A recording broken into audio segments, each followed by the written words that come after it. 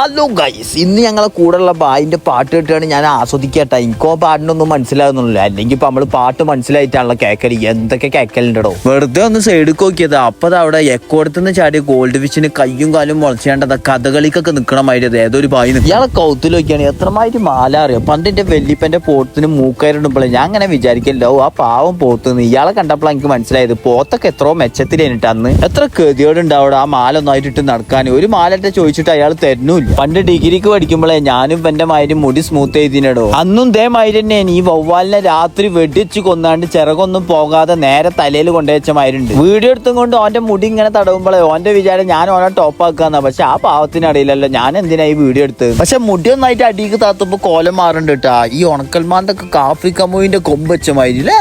അതിന്റെ അടുക്ക് എന്റെ ചെങ്ങായി മിഥിലാജ്, ഓൻ വലിയ ആർട്ടിസ്റ്റ് ആട്ടോ. ഓൻ ഓരോരുത്തർ 5 മിനിറ്റ് കൊണ്ട് തന്നെ വരയ്ക്കും. ട്രെയിനിലുള്ള ഒരാളെ വരയ്ക്കായിരിച്ചു. ഇയാളെ ചിരിച്ച ഫോട്ടോ കിട്ടാൻ വേണ്ടിട്ട് ഞാൻ ഇയാളോട് കുറെ ചിരിക്കാൻ പറഞ്ഞിട്ടാ. ഇയാളാണെങ്കിൽ ഈ വെടിയേക്കാൻ പോയിട്ട് പിടിച്ചിട്ട് നാട്ടുകാരോടും എല്ലാവരോടും നാട്ടാൻ കിട്ടിയാണ്ട് ഇങ്ങനെ ഇരിക്കൂല, ആ ഇരുത്തായിരിക്കും. പിന്നെ ഇപ്പൊ നമ്മളെന്താ കാട്ടുക, അങ്ങനെ ഫോട്ടോ ഒക്കെ വരച്ച് കഴിഞ്ഞതിന്റെ ശേഷം മൂപ്പർക്ക് കൊടുത്തപ്പോഴേ നമ്മൾ വിചാരിച്ച് മൂപ്പര് വാന്ന് അറിഞ്ഞാണ്ടൊക്കെ വാങ്ങുന്നു. മൂപ്പര് ഈ സൈക്കിൾ മേലൊക്കെ നിന്നോട്ടുമ്പോഴേ ചങ്ങല കഴിഞ്ഞാണ്ട് മൂക്കുത്തി വെക്കൂല ആളുടെയൊക്കെ. അതേമാതിരത്തെ ഒരു പ്രത്യേക തരം ചെറിയ അയാൾ ചിരിക്കുന്നത് മോന്തം കൊന്നാണ് കൊടുക്കാൻ തോന്നുന്നത്. മൂപ്പര് പെണ്ണുങ്ങളോട് രസം ഉണ്ടോ ചോദിച്ചപ്പോൾ പെണ്ണുങ്ങളെ ചനക്കാ പോട കൊടുന്നു. വരച്ചെടുത്തോലെ റിവ്യൂ എക്സ്പ്രഷൻ ഒക്കെ കണ്ടപ്പോഴേ എന്റെ വരച്ചെടുത്ത എന്റെ ചെങ്ങായിന്റെ മോന്തം കാണേന് ഈ 4 ഉരുളക്കിഴങ്ങ് വെച്ചിട്ട് അതിന്റെ മേലെ കൂടെ പൂയിലോറി കയറി എങ്ങനെ ഉണ്ടാവും അതേമാതിരി. ഈ ബായി ഇതവിടെ കഷ്ടപ്പെട്ടാണ് സെൽഫി ഒക്കെ എടുക്കുന്നത്. ഞാൻ അവനക്ക് 2-3 പോസ്റ്റിംഗ് ഒക്കെ പറഞ്ഞുകൊണ്ടാണ് കുറച്ച് പിക്ക് അടിച്ചെടുത്തിട്ട് വരട്ടെ. അപ്പൊ ശരി ഗൈസ്.